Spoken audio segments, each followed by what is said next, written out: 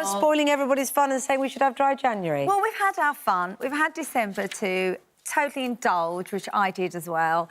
I'm not an excessive drinker, but come December, I do. I drink, you know, Christmas Eve, Christmas Day, Boxing Day, New... And, you know, we need that time to cleanse our body again, to, you know, to get our livers back working normally again. And I actually think... How much are you drinking, woman? Well, I'm not drinking that much, but I feel it really does affect me. My skin, my hair, my sleep patterns, the way I feel.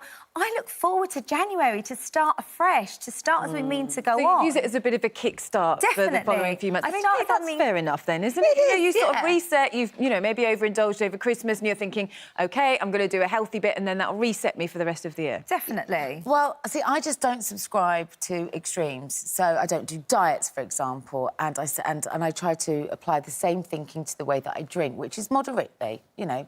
So I eat what I like, I exercise moderately to offset the fact that I eat what I like, and I drink what I like. But then I'm lucky that I don't have that appetite for going nuts, you know? Yeah. So actually, I've like most people...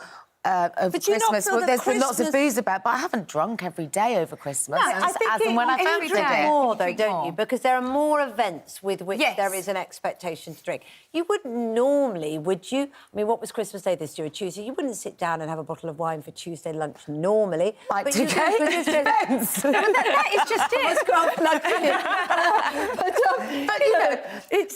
it. But you should be able to sit there and think, well, if, you know, an occasion appeared on a Tuesday where you had cause for celebration, why not? As long as you're not being excessive. So I'm not talking about drinking yourself into a stupor, but I do think that you're kind of, in some ways, some people might be masking maybe 11 months of drinking too much by going, that's all right, I sat it out for January. The thing is, if you're trying to stop drinking in January because you really feel you need to, what it can do is actually make you want to drink more, can't it? Well, it's that extreme. Yes, I Kate see what you're doesn't saying, like. because some people have a stop balanced chocolate approach. for a month or stop.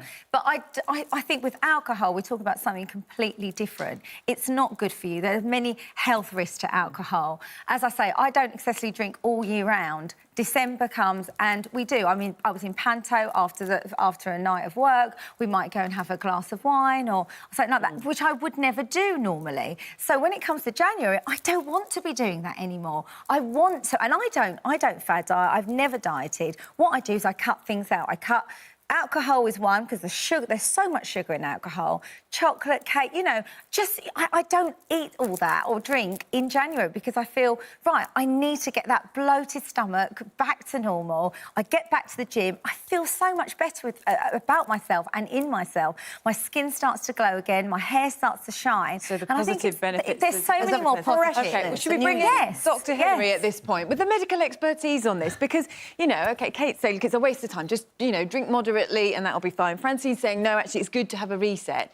What's the medical evidence when it comes to dry January? You know, for all those people who are sat at home, they're putting the effort in to not drink for a whole month. Is that effort worth it? It is, actually. I mean, we're not always as saintly as you, Kate. Not everyone can do the moderation thing, especially in December, as Kate was saying. There are so many opportunities to overindulge, and most people do. And we do have a drink problem in the UK, we really do. So dry January gives people an opportunity to just see what it feels like to go a month without alcohol. And what many people say, and 5 million people do dry January, and what many people say is they realise that they can socialise and have fun and relax without alcohol. They're quite impressed by the fact that they've got the willpower to do it.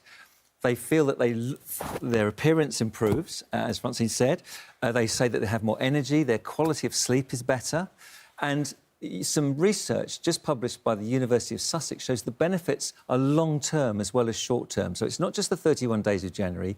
The results are better right up until August, because if you've gone dry throughout January, you tend to drink less in February, March, April and beyond. Definitely. You're almost convincing me. You say 3 million people have subscribed to it, but we live in a country with a population of almost 60 million, so actually lots of us are choosing not to. Has that made you reconsider at all, though, when you hear about, you know, improved quality of sleep, you know, better appearance and everything else, and you've got more energy? If you just listen to your body and you think, oh, actually, maybe last week I had a little bit too much, I'm just going to slow it down this week. I don't just do that in January. I try to do that across the year. And, you know, New Year's Eve I was out with friends, but New Year's Day I was in the gym.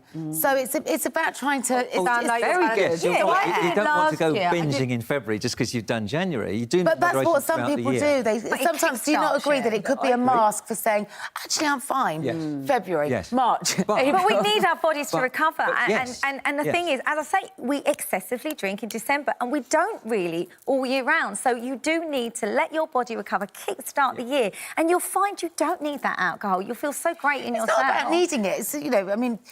there is nothing nicer than sitting down with your girlfriends or your mates with a bottle of wine, you pop it open, the conversation flows. I mean, I've built a whole new podcast around this because that is, I think, the best way for us to get together. Now, nobody staggers home. Quite often people will drive home because they've not drunk too much. But it just kind of oils the wheels of a conversation Well, that's sometimes. what I found. So I gave up last year for Dry January because Lorraine Kelly said, if you give up, Kate, I will. I thought, well, she'll never do it. Very good of you. So I'm absolutely saying... She did. Lorraine did it. So I did it last year with her. And what I found was lots of people said, oh, it's not worth meeting you in January for my birthday. I'll do it in February because you're not drinking.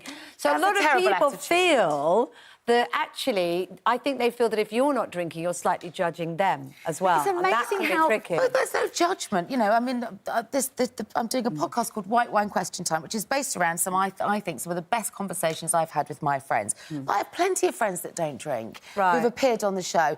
You know, no judgment about whether you drink or not. Just bring good conversation. Well, I go out...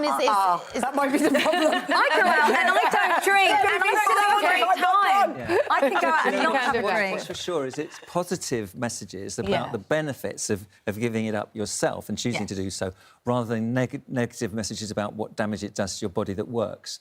So people feel really good. And actually, unless you give it up for a few days, 31 days, you don't know how well you feel without it. I definitely work for me. And I'm not a killjoy, by the way. I'm a doctor, so I drink. Yeah, Hilary, I've seen you out of hours. I know that you're fun out of hours. Feel for those who've got a birthday in January. Michelle's got in touch and says, the worst month for a birthday. Looking for friends, not taking part in Dry January to celebrate my 40th in 6 days. There you go, Kate. Happy birthday. Kate will come and celebrate Do try August, because January's miserable enough anyway. Doesn't matter which I know what you mean. Yeah, but that's why we make should the do worst it. month even worse. No, but that's why we should do it, because it's amazing how much worse you feel when you do drink. It makes you feel more depressed. I think you need to sleep better.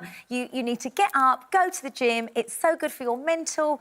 a positive mental attitude. I'm not sure you're convincing Kate, I will see you at the gym after a night on the wine.